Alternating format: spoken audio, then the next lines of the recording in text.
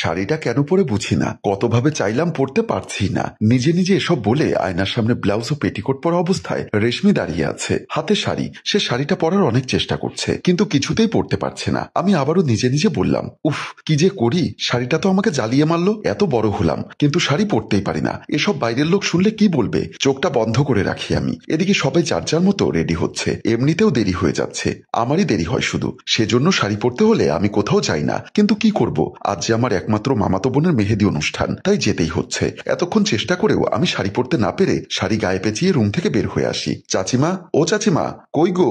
বলতে বলতে চাচিমা রুমের সামনে গেলাম। রুমে ঢুকে দেখি চাচিমা চাচাকে শার্টের বোতাম লাগিয়ে দিচ্ছে। আমি তা দেখে চেহারা ঘুরিয়ে ফেললাম। চাচিমা তা দেখে বলল, কি রে এত জোরে জোরে ডাক দিচ্ছিস কেন? মনে হয় যেন কোথাও আগুন লেগেছে। চাচিমা গায়ের দিকে খেয়াল করতেই দেখে আমি শাড়ি না পরে পেঁচিয়ে আছি। কি রে এভাবে কেন তুই? আর তুই এখনো রেডি হচ্ছিস না কেন? আর শাড়ি এভাবে পরে আছিস যে? আমি কোনোরকম চাচিমাকে বললাম, চাচিমা এসো না, একটু শাড়িটা পরিয়ে দাও না গো। এত বড় হয়ে গেছিস অথচ এখনো শাড়ি পরা শিখতে পারিসনি তুই। বিয়ে করার পর শ্বশুর বাড়ি গেলে কি করবি? চাচা বলল, যাও না পরিয়ে দিয়ে এসো না শাড়িটা। কি সব বলছো? ওকে পরাবো নাকি আমি রেডি হব?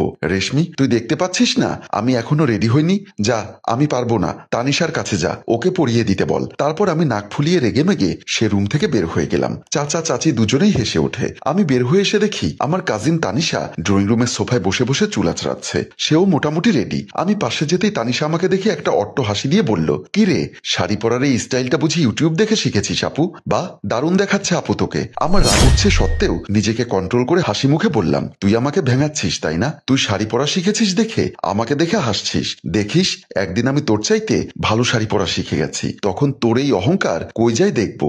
এমা তাই নাকি কিউট আপুটা? তো এখন তুই রেডি না হয়ে আমার এখানে কি? প্লিজ তানু আমার শাড়িটা পরিয়ে দিবি। আমি অনেক চেষ্টা করেছি কিন্তু পারছি না। সবাই রেডি হয়ে গেছে প্রায়, শুধু আমি বাকি। না বাবা আমি পারবো না, দেখছিস না এখনো মেকআপ পুরোটা লাগাতে পারিনি। আমার আবার মেহেদি লাগাতে হবে। এর ভিতর তোর সাথে কথা বলে সময় নষ্ট করেছি। যদি দেরি হয় আর ভাইয়ার যদি ডাকতে হয় তাহলে খবর আছে আমার। যা তো, আমি পারবো না বাবা। তারপর সেখান থেকে রাগে গদগদ হয়ে নিজের রুমের দিকে চলে আসি। আমি রুমে ঢুকতেই দেখতে পেলাম রাজু ভাইয়া রুমে বসে আছে। ভাইয়াকে দেখে আমি বেশ লজ্জা পেলাম, কারণ আমার গায়ে শুধু ব্লাউজ আর পেটিকোট পরা আছে, সাথে শাড়িটাও ঠিক নেই। আমি ভালো করে রাজুর দিকে তাকাতেই দেখি রাজু মাথা নিচু করে বসে আছে। আমি কোনো রকম সাহস করে বললাম, ভাইয়া তুমি এই রুমে আবার কেন? ভাইয়া মাথা তুলে বলল, এখন কটা বাজে ঘড়িতে দেখেছিস? মা বাবা ও বোন সবাই রেডি, আর তুই শাড়ি পেঁচিয়ে এদিক সেদিক ঘুরছিস কেন?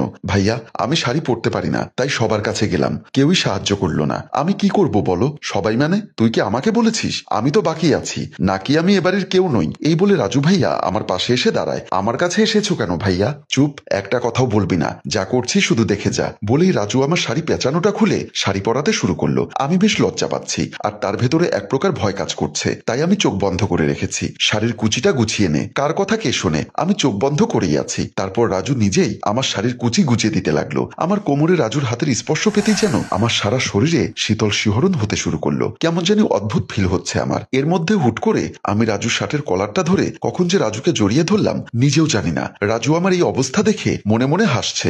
এতক্ষণে রাজুর শাড়ি পরানো শেষ হলো, কিন্তু আমি এখনো মূর্তির মতো দাঁড়িয়ে আছি আর মুচকি মুচকি হাসছি। এভাবে দাঁড়িয়ে না থেকে দেখ শাড়ি পরাটা কেমন হলো। আমি ভালো করে লক্ষ্য করে দেখতে লাগলাম আয়নার সামনে, আর রাজু আমার পেছনে দাঁড়িয়ে আছে। আমি বেশ অবাক, কিভাবে এত সুন্দর করে শাড়ি পরিয়ে দিতে পারে। তারপর হা করে আমি রাজুর দিকে তাকিয়ে আছি। আমি সুন্দর সেটা জানি, এভাবে হা করে কি দেখছিস? চল তাড়াতাড়ি চল, দেরি হয়ে যাচ্ছে। রাজু আমার কানের কাছে এসে আবারও ফিস ফিস করে বলল, আর কি কি পড়তে হয় পরে নে, কানের দুল আর চুল খোলা রাখিস ওকে?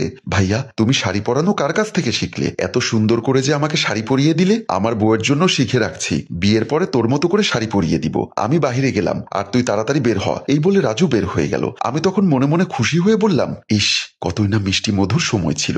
জানি না কোন ভাগ্যবতী রাজু ভাইয়ের কপালে আছে। সে মেয়েটি আসলেই ভাগ্যবতী। জানি না কবে আর এই মুহূর্তটা আসে আমার জীবনে। এই বলে মুচকি হেসে রুম থেকে বের হয়ে গেলাম। আমরা সবাই বাহির থেকে এসে দরজার সামনে দাঁড়ালাম। চাচা আমাকে দেখে বলল, তো রেশমি মা তোর বিয়েটা কেমন লেগেছে? কোনো কিছুর কি কমতি ছিল?